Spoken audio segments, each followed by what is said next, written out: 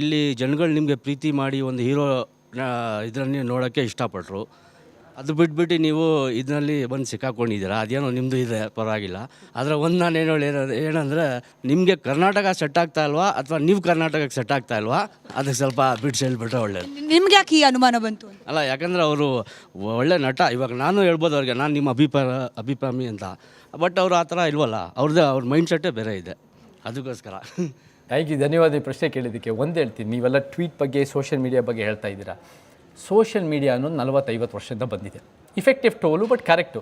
ಅದು ಒಂದು ರೀತಿ ರೀಸೆಂಟಾಗಿ ಬಂದಿದೆ. ಸಿನಿಮಾ ಅನ್ನೋದು ಒಂದು 100 ವರ್ಷದಿಂದ ಬಂದಿದೆ. ಆದರೆ ಜನರ ಹತ್ರ ಹೋಗಿ ಅನ್ಯಾಯದ ವಿರುದ್ಧ ಮಾತಾಡೋದು ಸಾವಿರಾರು ವರ್ಷಗಳನ್ನು ಬಂದಿದೆ.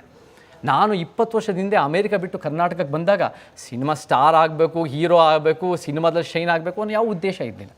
ನನ್ನ ಉದ್ದೇಶ ಇದ್ದಿದ್ದು ಏನಂದರೆ, ನನ್ನಂತವನು, ನಮ್ಮ ಸ್ಮಿತಾ ಅವ್ರು ಹೇಳೋ ಥರ ಎಲ್ಲ ರೀತಿ ಪ್ರಭಾವಿ ಪಡೆದಿರೋನು ಜನ್ಮಾಧಾರಿತವಾಗಿ, ಏನು ಶ್ರಮದಿಂದ ಅಲ್ಲ, ಏನು ಬೆವರಿಂದ ಅಲ್ಲ, ಜನ್ಮಾಧಾರಿತವಾಗಿ ನಾನು ಜಾಸ್ತಿ ಪಡೆದಿದ್ದೀನಿ.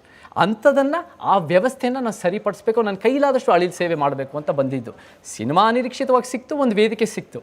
ಬಟ್ ಸಿನಿಮಾದಲ್ಲಿ ನನ್ನ ವೈಯಕ್ತಿಕ ಬೆಳವಣಿಗೆ ಅನ್ನೋದಕ್ಕಿಂತ ನಾನು ಆ ವೇದಿಕೆ ಉಪಯೋಗಿಸ್ಕೊಂಡು ನಾನು ಹೆಂಗೆ ಒಂದು ಸಮಾಜ, ಒಂದು ನಿಜವಾಗ್ಲೂ ಸಂವಿಧಾನದ ಅಡಿಯಲ್ಲಿ ಒಂದು ಕರ್ನಾಟಕ ಕಟ್ಟಬೇಕು ಅಂತ. ಯಾಕೆಂದರೆ ನಾವೆಲ್ಲ ಕರ್ನಾಟಕ ಪ್ರೀತಿಸೋರು, ನಾವೆಲ್ಲ ಒಂದು ರೀತಿ ಕನ್ನಡ ಮತ್ತು ಕರ್ನಾಟಕದ ಎಲ್ಲ ಭಾಷೆಗಳು ಮತ್ತು ಎಲ್ಲ ಒಂದು ಪ್ರಾದೇಶಿಕವಾಗಿ ಸಂವಿಧಾನ ಪ್ರೀತಿಸೋರು. ಬಟ್ ಅದು ಕೇವಲ ಭಾಷಣಕ್ಕೆ ಸೀಮಿತ ಆಗಬಾರ್ದು. ಅದು ಯೋಜನೆ, ನೀತಿ, ಕಾನೂನುಗಳಿಗೆ ಬರಬೇಕು. ಅದು ಹೋರಾಟಗಳ ಮುಖಾಂತರ ಬರಬೇಕು. ಅದು ವೈಜ್ಞಾನಿಕವಾಗಿ ಬರಬೇಕು. ಅದು ಯಾವ ಜನಾಂಗದವ್ರನ್ನ ನಾವು ಶತ್ರು ಮಾಡೋದ್ರಲ್ಲಿ ಅರ್ಥ ಇಲ್ಲ. ಯಾರೂ ಕೂಡ ಅಪ್ಲಿಕೇಶನ್ ಆಗಿ ಅವರ ಜಾತಿ, ಲಿಂಗ, ಧರ್ಮ, ಊರುಗಳು ಹುಟ್ಟಿಲ್ಲ. ಅದು ಬೈ ಚಾನ್ಸ್ ಆಗಿ, ಬಟ್ ಬೈ ಚಾಯ್ಸ್ ಆಗಿ ನಾವು ಒಂದು ಸಮಾಜವಾದಿಗಳಾದರೆ ಕರ್ನಾಟಕಕ್ಕೆ ಭಾಳ ಒಳ್ಳೆಯದಾಗುತ್ತೆ. ನನ್ನಂತೂ ಒಂದು ಜಾಸ್ತಿ ಪಡೆದಿರೋನು ಜಾಸ್ತಿ ಒಂದು ರೀತಿ ಕೊಡುಗೆ ಸಮಾಜಕ್ಕೆ ತ್ಯಾಗ ಮಾಡಬೇಕಾಗಿರೋ ನನ್ನ ಕರ್ತವ್ಯ ಅಂತ ಹೇಳಕ್ಕೆ ಇಷ್ಟ.